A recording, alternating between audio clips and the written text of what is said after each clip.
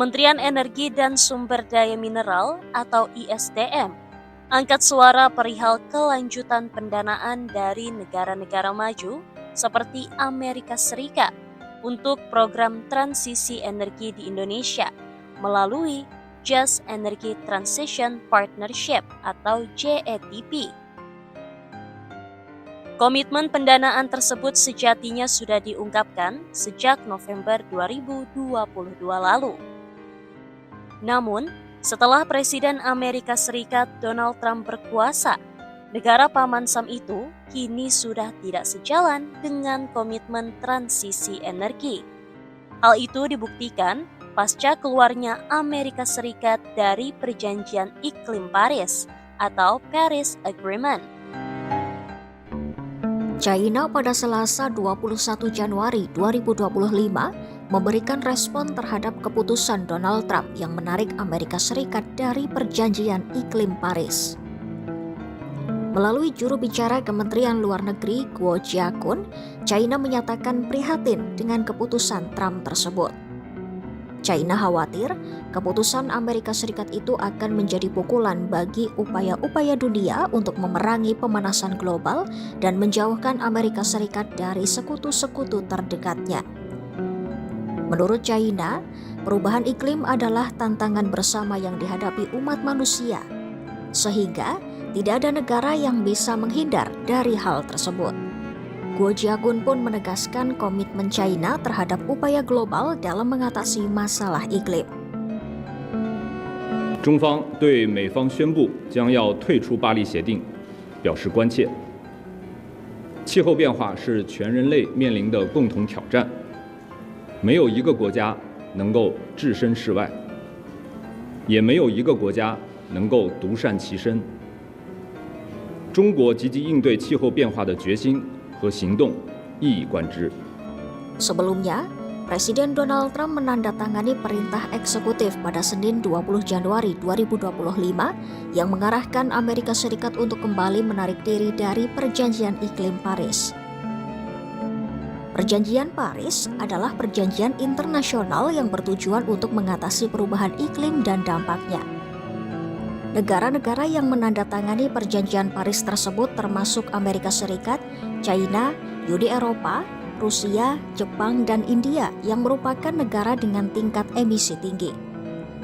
Perjanjian Paris menetapkan 3 elemen utama untuk mengatasi perubahan iklim, meliputi pengurangan emisi, tinjauan komitmen, dan dukungan finansial. Salah satu tujuannya adalah untuk membatasi peningkatan suhu global hingga 2 derajat Celcius, dengan upaya lebih lanjut untuk membatasi peningkatan tersebut hingga 1,5 derajat Celcius.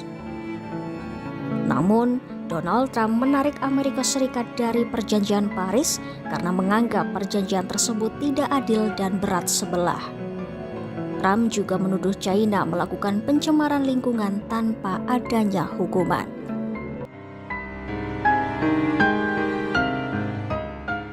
Wakil Menteri ISDM Yuliot Tanjung menyebutkan pihaknya akan mengecek terlebih dahulu komitmen JETP yang sebelumnya telah dijanjikan untuk Indonesia sebesar 20 miliar US dollar setara 300 triliun rupiah. Adapun program JETP atau Just Energy Transition Partnership itu sendiri merupakan kesepakatan Indonesia dengan berbagai negara maju seperti Amerika Serikat dan Jepang untuk membantu pendanaan transisi energi di Indonesia. Dana yang dijanjikan dalam JETP sekitar 20 miliar US dollar atau setara 300 triliun rupiah. Sayangnya, pendanaan tersebut ternyata bukan berbentuk hibah, melainkan pinjaman alias utang. Kemitraan itu sejalan dengan reformasi kebijakan dalam negeri, akan terus memobilisasi investasi dalam produksi energi terbarukan dalam negeri Indonesia untuk mengurangi emisi, memperkuat dan memperluas jaringan, memajukan ketahanan energi, menciptakan lapangan kerja, dan mengembangkan ekonomi energi bersih di Indonesia.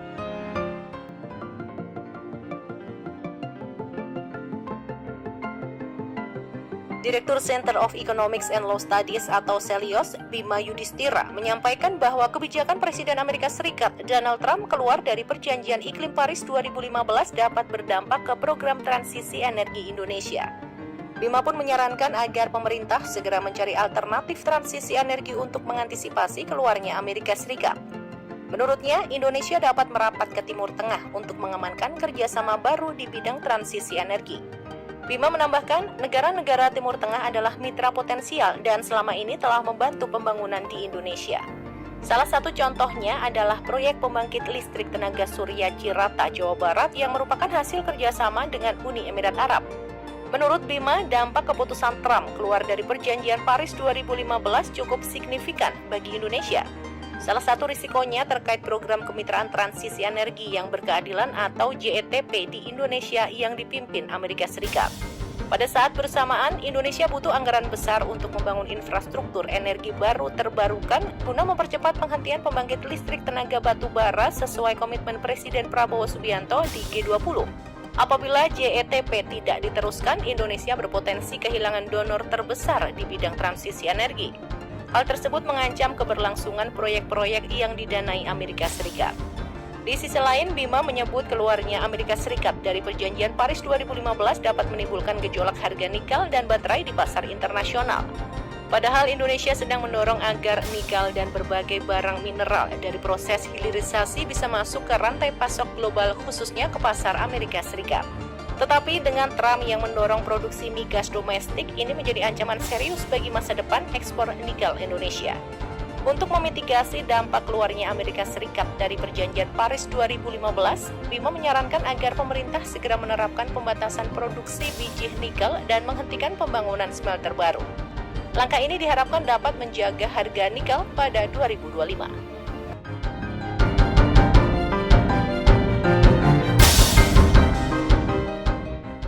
Terakhir, Amerika Serikat dan Indonesia juga berkomitmen untuk mengembangkan rantai pasok mineral penting. Hal itu disampaikan dalam pertemuan Joe Biden dan Prabowo. Untuk mencapai tujuan tersebut, Amerika Serikat, Republik Indonesia berjanji untuk mempercepat diskusi tentang mineral penting. Prabowo dan Biden mengakui peran penting rantai pasokan mineral penting yang beragam dan tangguh untuk memperkuat sektor manufaktur dan pertumbuhan ekonomi di kedua negara, serta mendukung transisi energi bersih global. Penting diketahui, kesepakatan JETP terjalin antara Indonesia dengan negara-negara maju yang tergabung dalam International Partners Group atau IPG, dipimpin oleh Amerika Serikat dan Jepang, dan beranggotakan Denmark, Inggris, Italia, Jerman, Kanada, Norway, Prancis, dan Uni Eropa.